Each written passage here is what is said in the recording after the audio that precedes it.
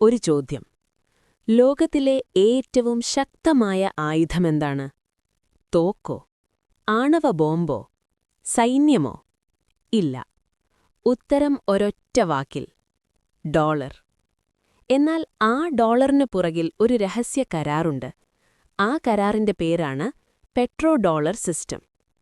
ഇന്ന് നമ്മൾ മനസ്സിലാക്കുന്നത് ആ സിസ്റ്റം എങ്ങനെയുണ്ടായി, അത് ലോകത്തെ എങ്ങനെ നിയന്ത്രിക്കുന്നു, ആരെ ഇത് സഹായിക്കുന്നു, ആരെ ഇത് ഞെരുക്കുന്നു, എല്ലാം.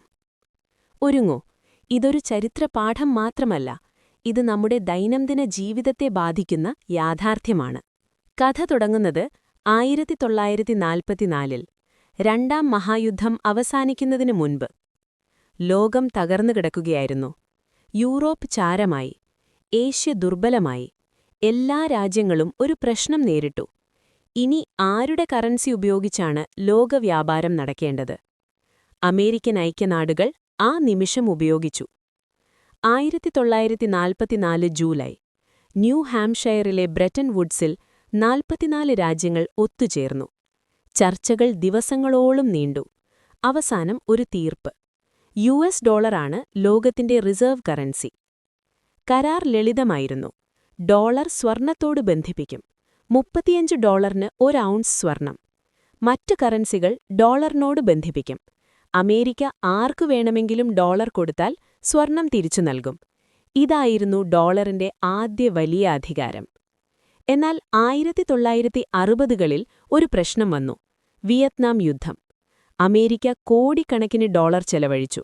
എന്നാൽ ഫെഡറൽ റിസർവിൽ അത്രയും സ്വർണമില്ലായിരുന്നു. ഫ്രാൻസ് ഇക്കാര്യം തിരിച്ചറിഞ്ഞ് ഡോളർ കൊടുത്ത് സ്വർണം ചോദിക്കാൻ തുടങ്ങി. മറ്റ് രാജ്യങ്ങളും അതേ പാത പിന്തുടർന്നു.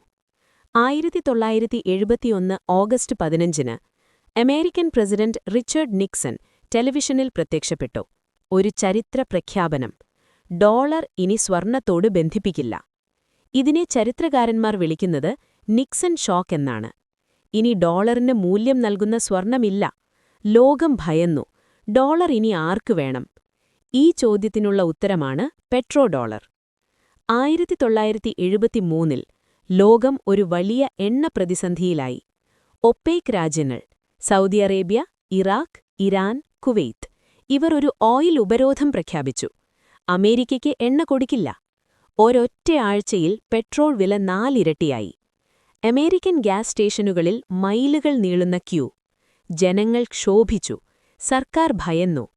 ഈ നിമിഷം ഹെൻറി കിസിഞ്ചർ, അന്നത്തെ US സെക്രട്ടറി ഓഫ് സ്റ്റേറ്റ്, ഒരു ചരിത്ര ദൗത്യവുമായി സൗദി അറേബ്യയിലേക്ക് പറന്നു. 1974-ലെ US സൗദി അറേബ്യ രഹസ്യ കരാർ. ഒരു കൈ കൊടുത്ത് ഒരു കൈ വാങ്ങൽ.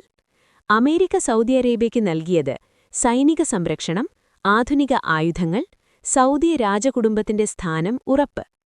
സൗദി അറേബ്യ അമേരിക്കയ്ക്ക് നൽകിയത് എണ്ണ വിൽക്കുന്നത് ഇനി മുതൽ ഡോളറിൽ മാത്രം.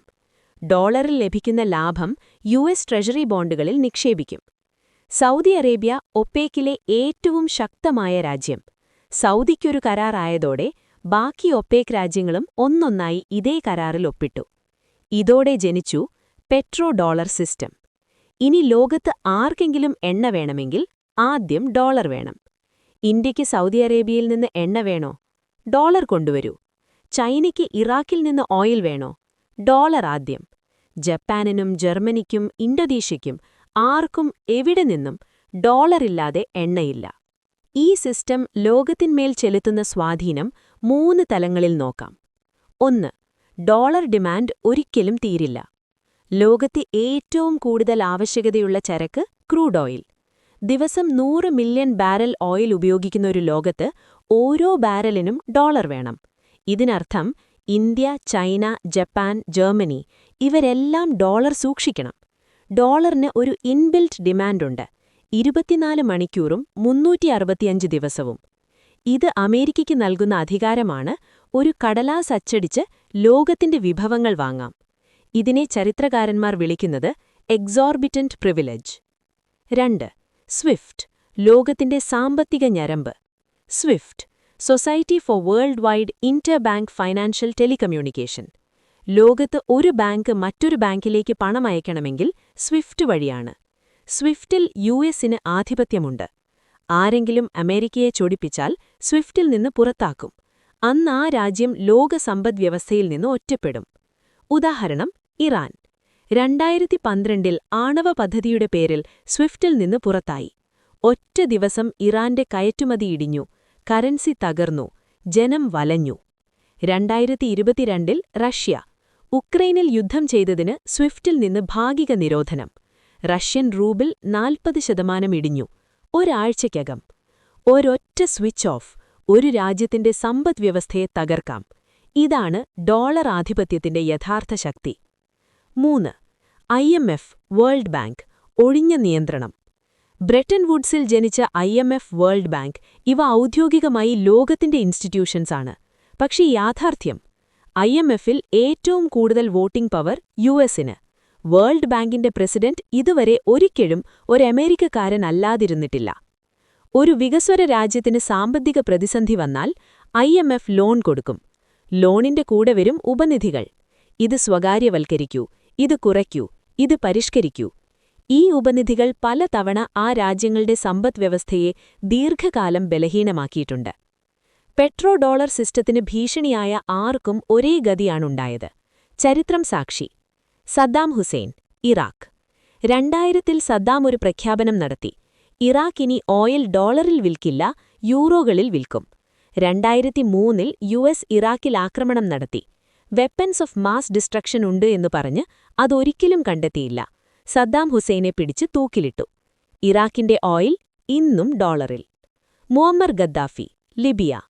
ഗദ്ദാഫിക്കൊരു സ്വപ്നമുണ്ടായിരുന്നു, pan African gold dinar. African രാജ്യങ്ങൾ ഒന്നിച്ച് ഒരു സ്വർണ്ണ കറൻസി ഉണ്ടാക്കണം. African oil ഡോളറിൽ വിൽക്കരുത്. 2011 ലിബിയയിൽ ആഭ്യന്തര യുദ്ധം. നാറ്റോ ഇടപെടൽ. ഗദ്ദാഫി കൊല്ലപ്പെട്ടു. ലിബിയയുടെ ഓയിൽ ഡോളറിൽ. ഇറാൻ ഇന്നും ഡോളർ സിസ്റ്റത്തിന് വെളിയിൽ നിൽക്കാൻ ശ്രമിക്കുന്നു. ഫലം ഭയങ്കര ഉപരോധങ്ങൾ, ജനങ്ങളുടെ കഷ്ടപ്പാട്. വെനസ്വേല. ഹ്യൂഗോ ഷാവേസ് ഓയിലിൽ ഡോളർ ആശ്രയത്വം കുറയ്ക്കാൻ ശ്രമിച്ചു. US ഉപരോധം. സമ്പദ്വ്യവസ്ഥ തകർന്നു. ആകസ്മികതകളാണോ ഇതൊക്കെ? ചരിത്രമുത്തരം നൽകട്ടെ. ഇപ്പോൾ ലോകം മാറുകയാണ്. പതുക്കെ, പക്ഷെ തീർച്ചയായും. ചൈന ഇന്ന് ലോകത്തിലെ ഏറ്റവും വലിയ ഓയിൽ ഇമ്പോർട്ടർ. അവരൊരു ചോദ്യം ചോദിക്കുന്നു, നമ്മൾ എന്തിന് ഡോളർ ഉപയോഗിക്കണം?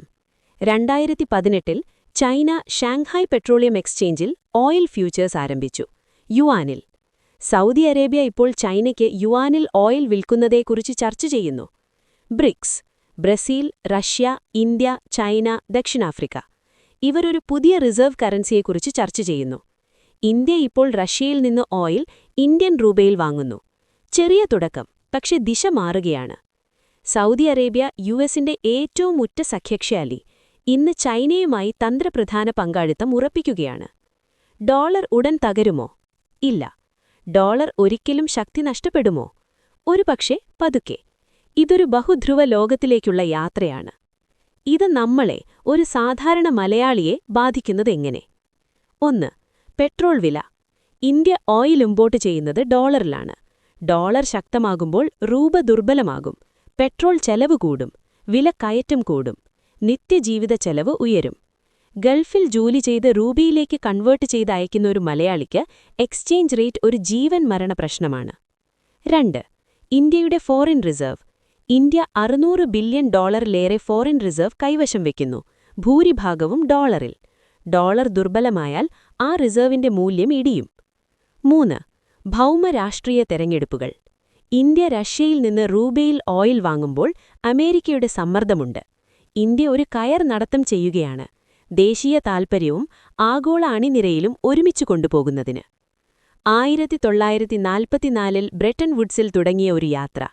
1974 സൗദി അറേബ്യയിൽ ഒരു രഹസ്യ കരാറിൽ ഊട്ടിയുറപ്പിച്ചത്. അതിനുശേഷം ഡോളർ ലോകത്തിന്റെ ഏറ്റവും ശക്തമായ ആയുധമായി മാറി. ഒരു ബാരൽ ഓയിൽ, ഒരു സ്വിഫ്റ്റ് ട്രാൻസ്ഫർ, ഒരു IMF ലോൺ, ഇതൊക്കെ ഒറ്റ സിസ്റ്റത്തിന്റെ ഭാഗമാണ്. ഇന്ന് ആ സിസ്റ്റം ചോദ്യം ചെയ്യപ്പെടുകയാണ്. ചൈന ഉയർന്നു, ബ്രിക്സ് ശക്തി കൂട്ടുകയാണ്, ഡോളർ ആധിപത്യം പതുക്കെ വിള്ളൽ വീഴുകയാണ്. ഈ മാറ്റം ഒരു പ്രതിസന്ധിയാകുമോ ഒരവസരമാകുമോ എന്ന് നാം ജീവിക്കുന്ന ലോകം തീരുമാനിക്കും. ഒരു കാര്യം ഉറപ്പ്, ഇനി നിങ്ങൾ പെട്രോൾ പമ്പിൽ നിൽക്കുമ്പോൾ ആ വിലയ്ക്ക് പിന്നിൽ 80 വർഷം പഴക്കമുള്ള ഒരു ചരിത്രമുണ്ടെന്നോർക്കൂ. ഇത് സാമ്പത്തിക ശാസ്ത്രത്തിന്റെ ചരിത്രം മാത്രമല്ല, ഇത് ശക്തിയുടെ ചരിത്രമാണ്. നന്ദി.